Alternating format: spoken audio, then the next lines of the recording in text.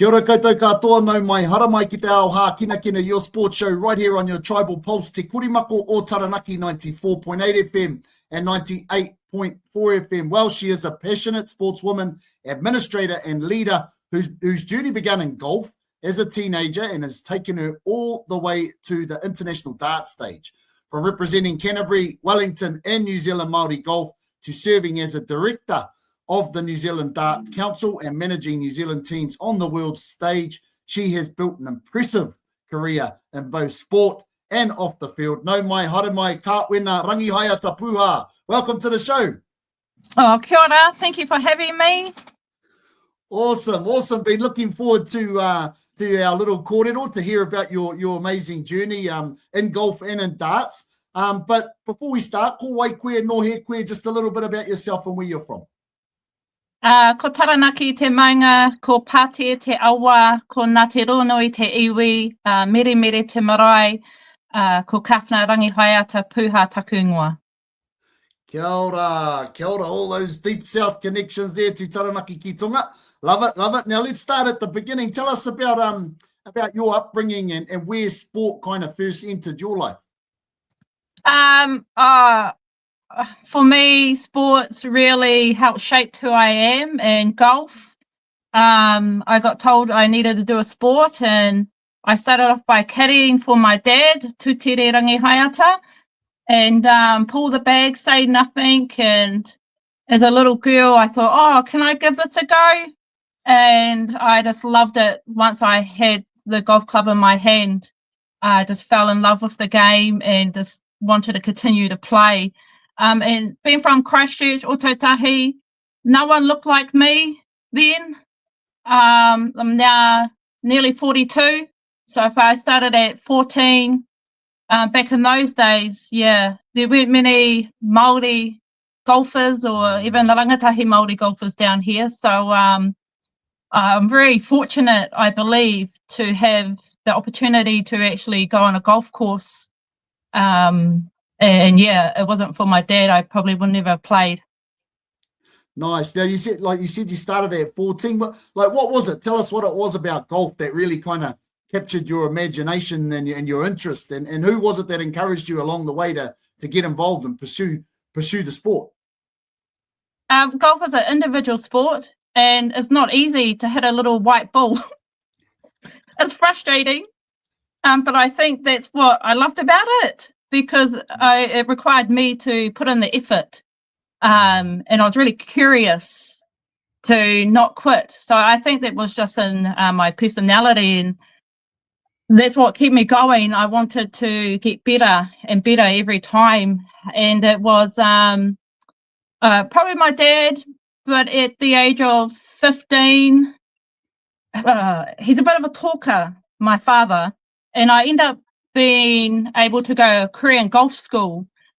And so his name was Sam Ha. He would bring players from Korea to New Zealand, Christchurch, and they taught them golf, driving range. So every day after school, I'll get picked up and I'll be playing golf until night. I was the only Kiwi, the only one that could speak English.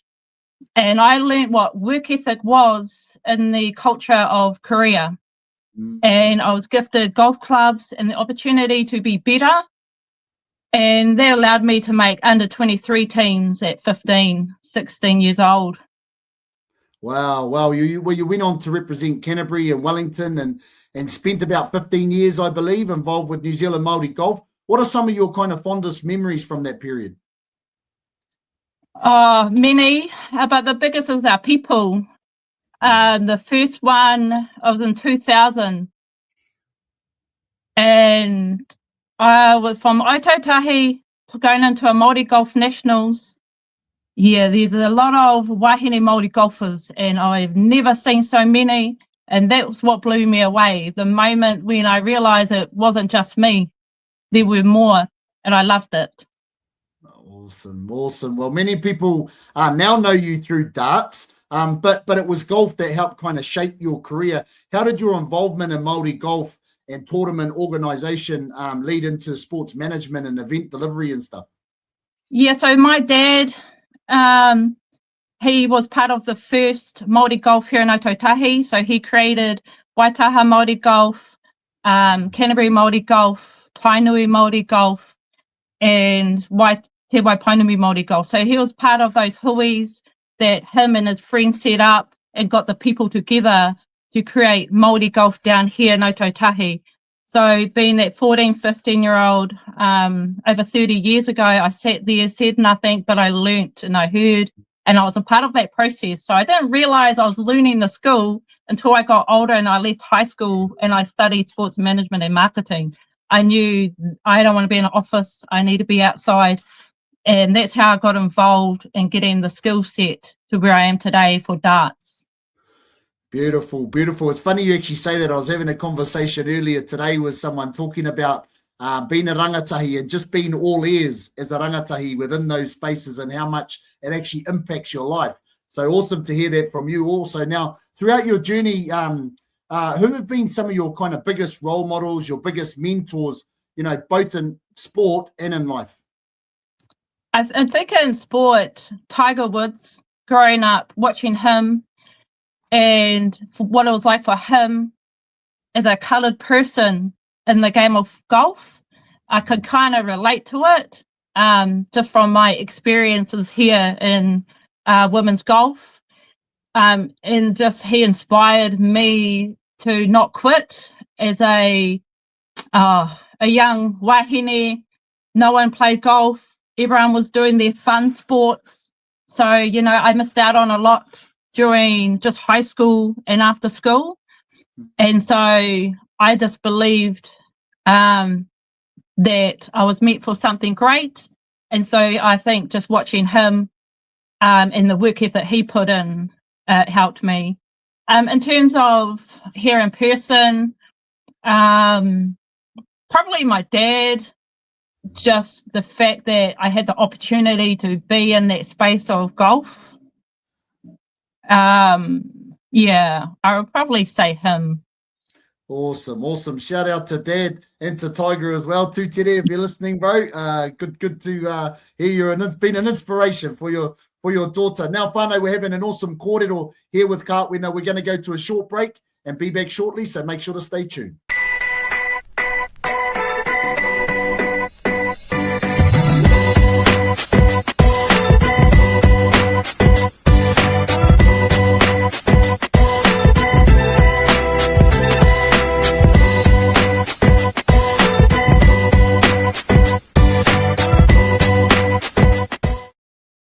Kia ora koutou wānau, welcome back to Te Ao Hākinakina. We are here having an awesome kōrero with Kawhena about her journey in golf and also in darts. Now, what challenges did you face as a young Māori wahine, you know, working your way through the sporting kind of world, and what helped you overcome those things?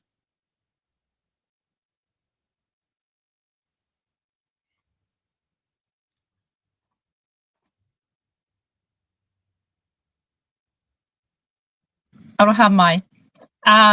That's a very good question. One thing I realized once I got a little bit older that I learnt really well how to be uncomfortable into spaces. And so being a rangatahi, playing golf in environments that no one kind of probably had the same values, or I kind of talk differently. I had to act differently, dress differently. So I wasn't actually able to be myself growing up in some of the spaces here for golf, and especially competition levels.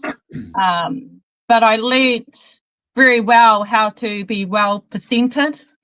And yeah, it was just changing who I was, which if I could go back, I'm glad that now that a lot of our rangatahi don't have that. Te Ao Māori is very strong now, and I love it.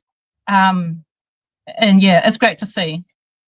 Awesome. Well, you've continued to grow your skills through study and professional development and project management and systems and process improvement.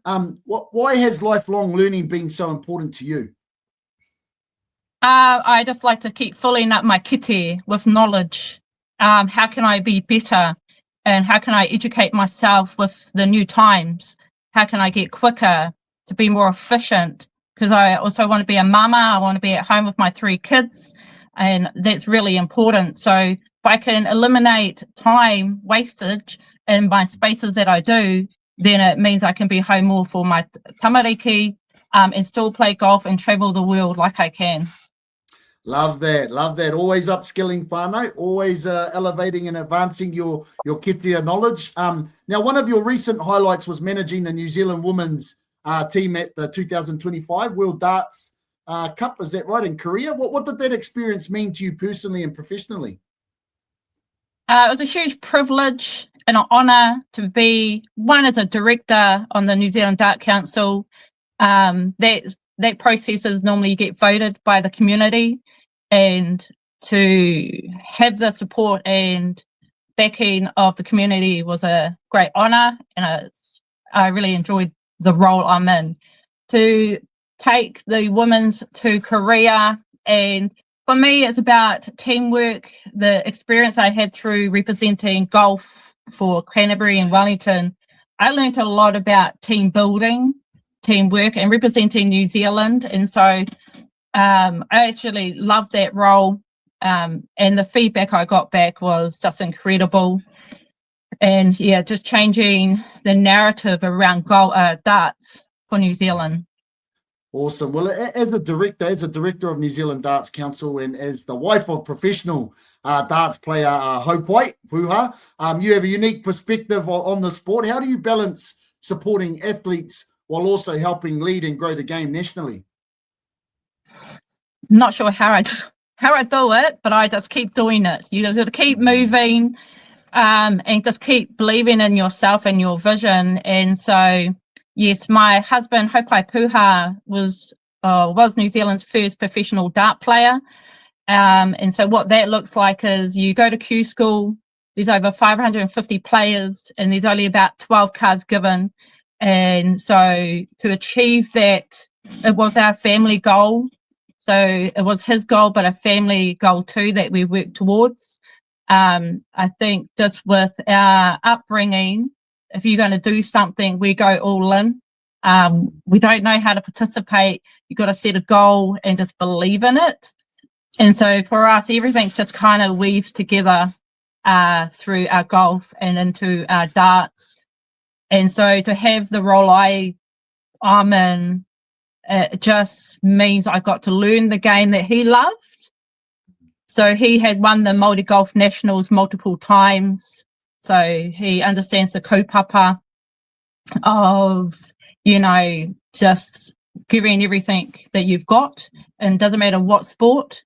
And you can actually have a career in a professional sport.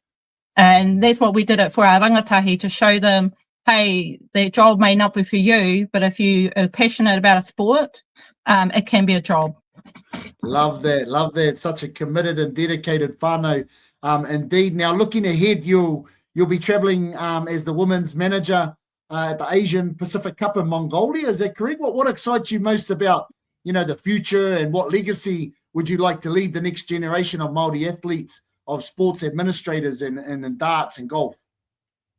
What excites me are hopefully that we can build a system that is built that will continue to flow on as the years come. Then it becomes a lot easier for our next generation, just by building something that hasn't been done before. And if you look we're in 2026 now, and I guess there's a lot of personal branding happening in sports and athletes, players after the game. And so, yeah, it's an ongoing process that we're hoping to leave the next generation.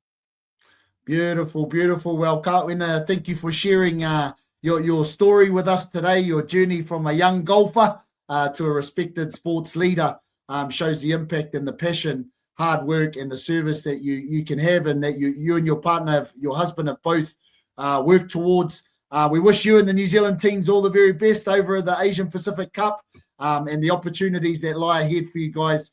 Thank you so much for coming on the show, and just know that all your whānau here in Taranaki are cheering you on. Oh, thank you so much. And I'll be up in September, so I'll pop in and say hello. Awesome. It'll be lovely to see you. Thank you. Kia ora.